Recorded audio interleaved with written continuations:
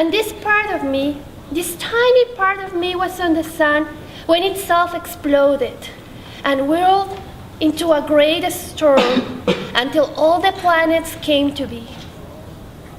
And this small part of me was then a whisper on the earth. Perhaps it got lost in a fern that was crushed and covered until it was cold. And then it was a diamond, millions of years later. It must have been a beautiful diamond, as beautiful as the star which it had first come. Or perhaps this part of me became lost in a terrible beast, or became part of a huge bird that flew above the primeval swamps.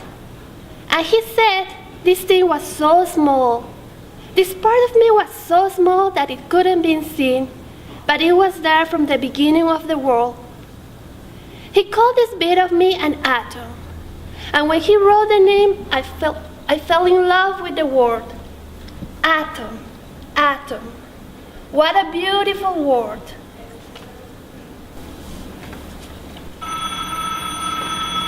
Will you get that, please?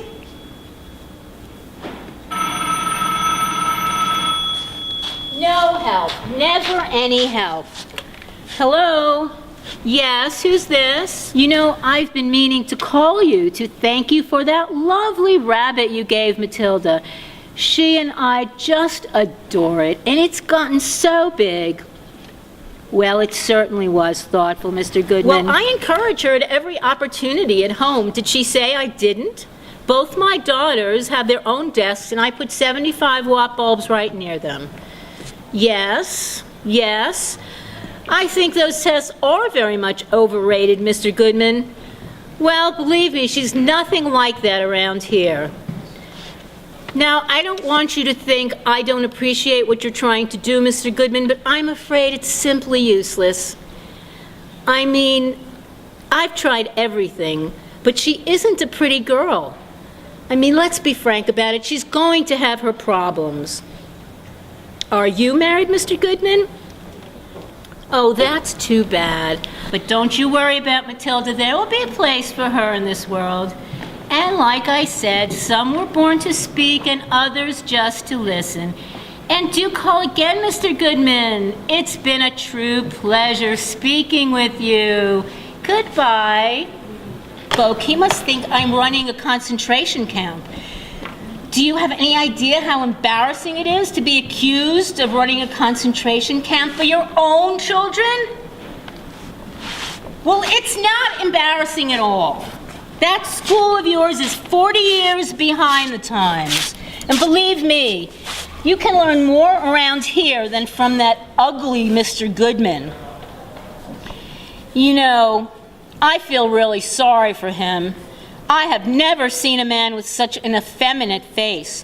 Why, when I saw you speaking to him by the lobster tank, I said to myself, giving them a reason to call me at 8:30 in the morning, no less. I didn't say anything. Well, what do you tell them when they want to know why you stay home once in a while? I told them I'm sick. Oh, you're sick, all right. The exact nature of the illness not fully realized, but you're sick, all right.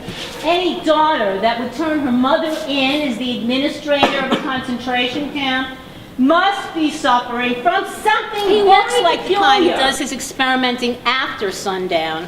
Or radioactivity. Radioactivity. Just what that high school needs.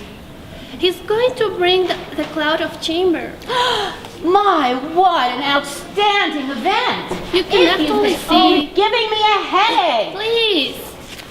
No, my dear, the fortress of knowledge is not going to be blessed with your presence today. I have a good number of exciting duties for you to take care of, not least of which is rabbit droppings. Oh, Mother, please, I will do it after school. If we wait one more minute, this house is going to ferment. I found rabbit droppings in my bedroom even. I will do it after Mr. Goodman's class. I will tell them I'm ill. I will ask for a sick pass. Do you want me to chloroform that thing this very minute? Then shut up. Do you have those kids down there? Look in the cabinet.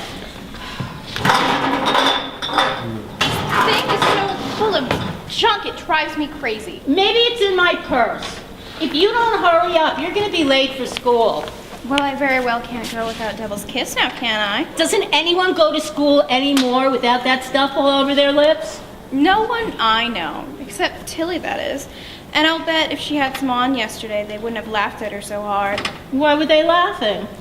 The assembly. Didn't she tell you about the assembly? Ruth, you didn't tell me she was in an assembly. Well, I just thought about it now. I can't tell you things unless I think about them. Didn't you ever stop to think? Didn't you ever stop to consider that? Was Tilly looking weird as a coot with her old jumper and her raggy slip? And some boy with glasses was giving this stupid speech, and everyone just burst out into laughter until the teachers yelled at them. And then, throughout the entire day, everyone was coming up to me saying, "Oh, is that your sister? How can you stand it?" And then Chris Burns comes up to me and says, "You know, she looks like the one that went to the loony doctors." I could have kissed him right then and there. Matilda, if you can't get yourself dressed properly before going to go to school, you're never going to go again. And I don't like the idea of them laughing, because when they laugh at you, they're laughing at me. And I don't want you cranking any more atoms. You're almost out of Devil's Kiss. Well, if you didn't use so much, it would last longer. Can I earn a cigarette? Why not?